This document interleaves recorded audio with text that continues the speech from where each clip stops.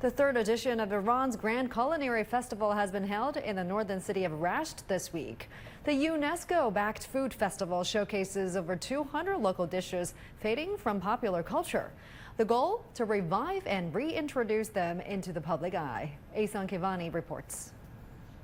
In late December every year, the northern Iranian city of Rasht celebrates the anniversary since it was officially designated a UNESCO Creative City of Gastronomy in 2015.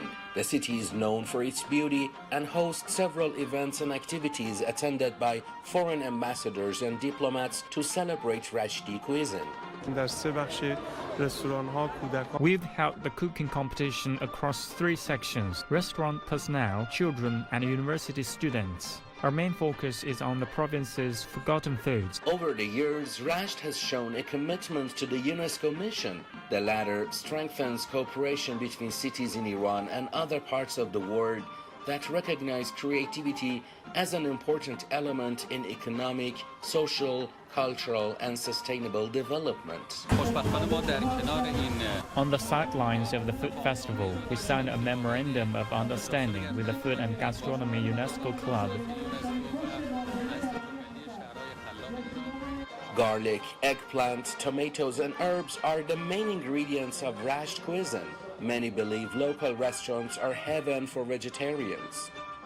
Dozens of famous restaurants in Gilan province, local and rural restaurants as well as housewives present the traditional foods of this province. Apart from the taste, garnish and colors would also matter to the referees. People in Gilan province believe eating starts with the eyes. That's why food tables in Rasht are a rainbow of colors spiced to create a magical aroma and taste.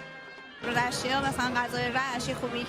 sidelines of the food festival, we signed a memorandum of understanding with the Food and Gastronomy UNESCO Club.